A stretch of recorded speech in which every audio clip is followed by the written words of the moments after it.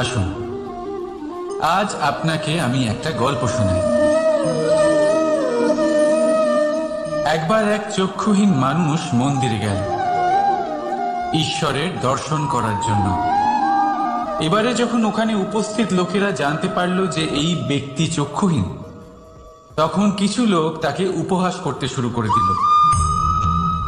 যে ব্যক্তি সম্পূর্ণরূপে দৃষ্টিহীন, সে কি করতে এসেছে এখানে? হয়তো সে ঈশ্বরের কাছে নালিশ করতে এসেছে যে কেন আপনি আমার দৃষ্টি কেড়ে নিলেন।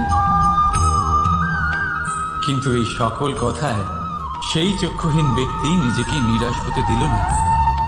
সে হাসল আর শুধুমাত্র একটাই কথা বলল সে, মানলাম যে আমার ভাগ্য আমার থেকে আমার দৃষ্টি কেড়ে নিয়েছে, কিন্তু আমি অভাগা নই, কারণ আমার ঈশ্বর,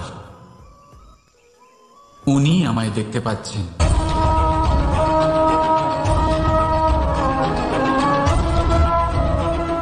তাই মনে রাখবেন, দৃষ্টি নয়, দৃষ্টিভঙ্গি আবশ্যক। যদি আপনার দৃষ্টিভঙ্গি শুভ হয়, তাহলে অশুভর মধ্যেও আপনি শুভ দেখতে পাবেন। আর মন প্রসন্ন হয়ে বলবে, রাধা রাধা। পরীক্ষা এমন এক ব্যবস্থা যেখানে আমাকে, আপনাকে, সকলকে কখনো না কখনো অংশগ্রহণ করতেই হয়। মনে করুন নিজের বাল্যকাল। আপনি পরীক্ষা দিতে বসেছেন। তাদের মধ্যে কিছু বালক এমন হয় যারা সারা বছর পরিশ্রম করে, পড়াশোনা করে, মন দিয়ে পরীক্ষা দেয়। কিন্তু কিছু বালক এমন হয় যারা নিজের আশেপাশে বসে থাকা বালকদের নকল করে আর পরীক্ষায় কৃতকার্যও হয়ে যায়। খুব খারাপ লাগে এটা ভেবে যে কেউ বিনা পরিশ্রমে পরীক্ষায় কৃতকার্য কি করে হতে পারে। কিন্তু মনে রাখবেন, যারা নকল করেন তারা পরীক্ষায় কৃতকার্য অবশ্যই হয়ে যায়, কিন্তু সফল নয়। কারণ আমরা এক বিশেষ কথা ভুলে যাই, যে প্রত্যেক মানুষের ব্যক্তিত্ব আলাদা হয়। আপনি অন্যদের নকল করে নিজের জীবন অতিবাহিত করতেই পারেন, কিন্তু যদি নিজের জীবনে সাফল্য লাভ করতে হয়, যদি নিজের জীবনে আনন্দ পেতে হয়, তাহলে মনে রাখবেন, নিজের প্রশ্নগুলোর উত্তর জীবনে নিজেকেই খুঁজে বের করতে হবে। রাধা রাধা। মানুষ যখন সাফল্য অর্জন করে, তখন তার মধ্যে জাগে অহংকার। আর এই সময় মানুষ সচরাচর একটা কথা ভুলে যায়, নত হতে। সে ভাবে যে আমি কারোর সামনে কেন নত হব। আর এটা এই কারণে হয় কারণ মানুষ এক গুরুত্বপূর্ণ কথা ভুলে যায়, যে এই সংসারে, এই জীবনে সে যা অর্জন করেছে, নত হয়েই অর্জন করেছে। বাল্যকালে সে হাঁটতে শিখেছে এই মাটির কাছে নত হয়ে, পড়ে। বড়দের আশীর্বাদ নিয়েছে নত হয়ে। ফসল কাটার জন্য চাষিকে নত হতে হয়, কুয়ো থেকে জল তোলার জন্য কলসিকে নত হতে হয়। ঈশ্বরের থেকে আশীর্বাদ পেতে হলে তার কাছে মাথা নত করতে হয়। ঝড়ের মধ্যে গাছ সুরক্ষিত থাকে কি করে? নত হয়। সম্মান কি করে অর্জন করা যায়? নত হয়।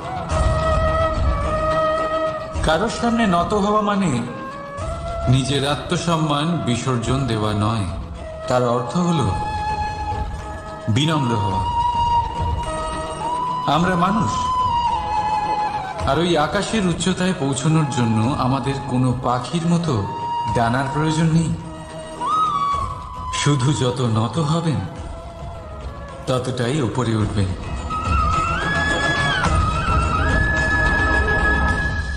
রাধা রাধা। আপনি এই সংসারে এমন অনেক মানুষ চেনেন যারা অত্যন্ত স্বার্থপর, যারা শুধুমাত্র প্রয়োজন পড়লেই আপনার কথা মনে করে। তাছাড়া বহু বছর তাদের দেখাই পাওয়া যায় না, কিন্তু যখনই তাদের আপনার সাহায্যের প্রয়োজন পড়ে হাত জোর করে আপনার সামনে এসে উপস্থিত হয়। বড়ই রাগ হয় এদের ওপরে, মন ভারী হয়ে ওঠে। মন এই কথাই বলে যে এই ব্যক্তির সাহায্য করা উচিত নয়, কিন্তু আপনি এরকম কখনোই করবেন না। আপনি বলবেন, কেন বলছি আমি এই কথা? মনে রাখবেন, আলোর খোঁজ মানুষ শুধুমাত্র তখনই করে যখন অন্ধকার গভীরতর হয়। তাকে স্বার্থপর ভেবে নিজের মনকে বিচলিত করবেন না। নিজেকে আলো মনে করে আনন্দে থাকুন। ভাগ্যবান মনে করুন নিজেকে, যে কারোর বিপদের সময় তার আপনার কথা মনে পড়েছে, যে আপনি এই সংসারে কাউকে সাহায্য করার যোগ্যতা রাখেন। এই জীবনে কেউ স্বার্থপর বলে নিজের দৃষ্টিভঙ্গি কখনোই পাল্টাবেন না। শুধুই নজর রাখুন নিজের পরমার্থের ওপরে। মন প্রসন্ন হয়ে বলবে, রাধা রাধা। কখনো কোনো পাখিকে দেখেছেন? যখন তারা ডিম পাড়তে প্রস্তুত হয় তখন তারা সবচেয়ে আগে একটা স্থান খোঁজে, একটা স্থান যা বর্ষা, রৌদ্র আর শত্রুর থেকে সুরক্ষিত হয়। তারপর তারা বাসা তৈরি করে, তারপরেই ডিম পাড়ে। আর তারপর যখন সেই ডিম ফুটে তার সন্তানদের জন্ম হয়, সে তাদের খাবার খাওয়ায়, তাদের রক্ষণাবেক্ষণ করে। কিন্তু যখন তাদের ডানা গজায়, তখন না সে তাদের খাবার দেয় আর না তাদের বাসা বানাতে শেখায়। শুধুমাত্র তাদের উড়তে শেখায় সে।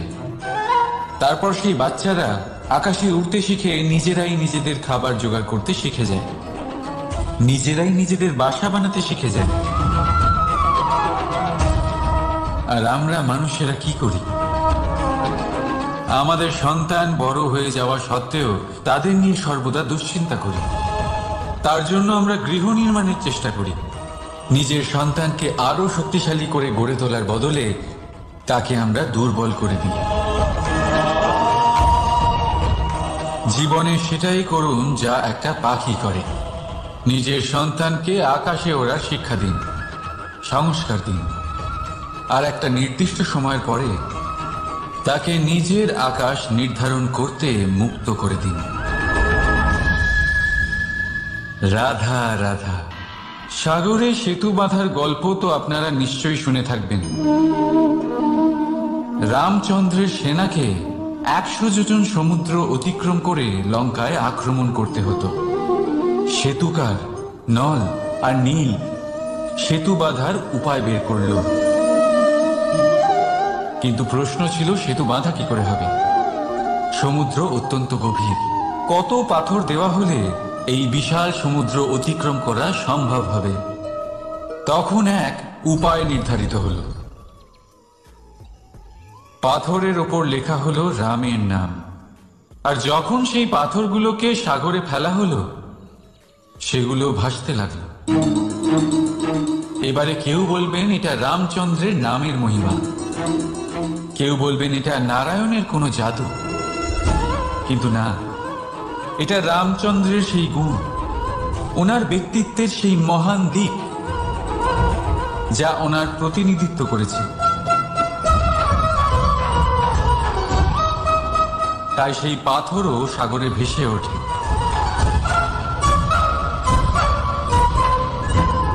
ঠিক সেইভাবেই যেখানে আমরা থাকি না, সেখানে আমাদের গুণ আমাদের প্রতিনিধিত্ব করে। আমাদের নামের শক্তি আমরা নিজেরাই তৈরি করি, আমাদের কর্ম দিয়ে, আমাদের গুণ দিয়ে। এবার সিদ্ধান্ত আপনার, যে আপনার নামের সাহায্যে কেউ বিপদ থেকে উদ্ধার হবে, নাকি আপনার দুষ্কর্মের ফলে কেউ ডুবে যাবে। ভালো করে ভেবে দেখুন। রাধা রাধা। এবারে আপনারা ভাবছেন যে আমি এত একাগ্রতার সাথে এই পিঁপড়েকে কেন দেখছি। আপনাকে বলি যে আজ এই পিঁপড়েকে দেখে আমি মন্ত্রমুগ্ধ হয়ে গেছি। ওর রূপ বা ওর আকার দেখে নয়, এই পিঁপড়ের প্রচেষ্টা দেখে।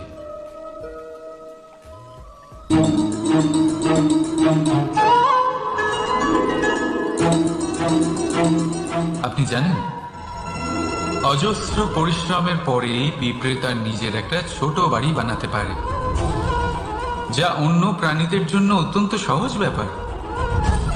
তা এই পিঁপড়ের জন্য তার জীবনের সবচেয়ে বড় ঘটনা, সবচেয়ে বড় সাফল্য তার। ভবিষ্যতে এই পিঁপড়ে থাকুক বা না থাকুক, তাদের বানানো বাড়ি বহু বছর অবধি টিকে থাকে। জীবনে সাফল্যের সাথেও ঠিক এমনটাই ঘটে।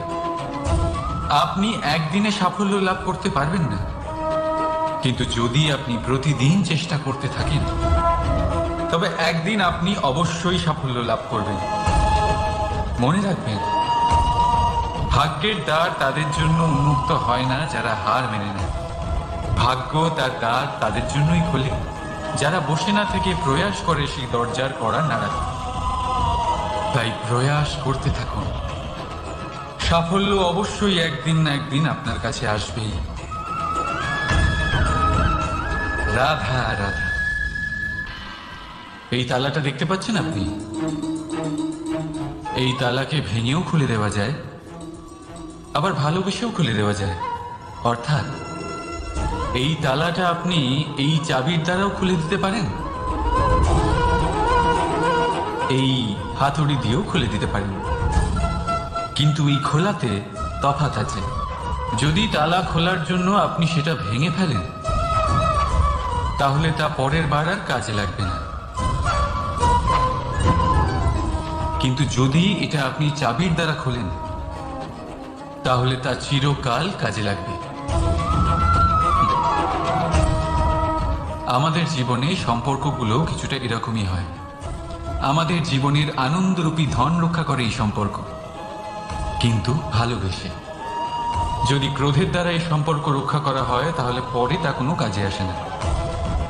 তাই সম্পর্ক সবসময় প্রেমের চাবি দিয়ে খুলুন,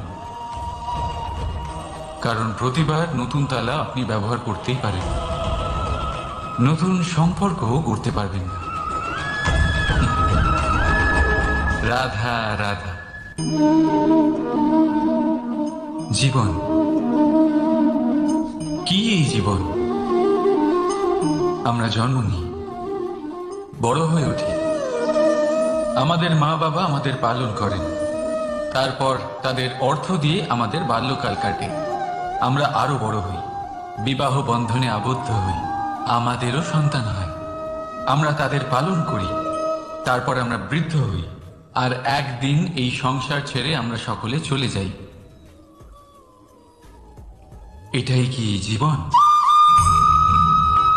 আপনার মনে এই প্রশ্ন হয়তো অনেকবার জেগেছে, তাই না? এবার একটু জলের যাত্রাপথ লক্ষ্য করুন। সাগর থেকে বাষ্প হয়ে ওঠে এই জল, মেঘ হয়ে ঝরে পড়ে সে, তারপর নদী হয়ে আবার সাগরে মিলিয়ে যায়। কিন্তু কখনো এই প্রশ্ন করে না যে তার জীবন কি, তার উদ্দেশ্য কি। প্রতিটা মুহূর্ত বাঁচে সে, আর অন্যদের যতখানি সম্ভব সাহায্য করে। যখন সাগরে থাকে, তখন অসংখ্য জীবকে জীবন দান করে। যখন সাগর থেকে বাষ্প হয়ে মেঘ হয়ে যায়, তখন চাষিদের মনে এই আশা জাগায় যে ফসল আবার ফলবে।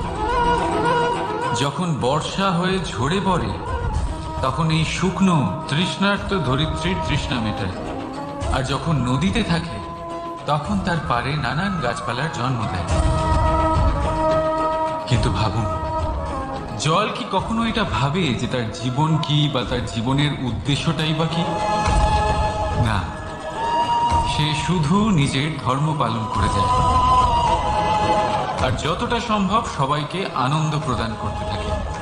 সেই জন্যই জীবনে কখনো এই প্রশ্ন করবেন না যে এই জীবন কি, এই জীবনের উদ্দেশ্য কি। শুধু এই জীবন বাঁচুন। আর যতটা সম্ভব সবাইকে আনন্দ প্রদান করুন। মন প্রসন্ন হয়ে বলবে রাধা রাধা। কখনো বৃষ্টির জন্য হওয়া কাদার মধ্যে দিয়ে আপনি নিজের বাড়ি ফিরেছেন? পাদুকা পড়ার জন্য আপনি ওই কাদা থেকে অবশ্যই বেঁচে যান।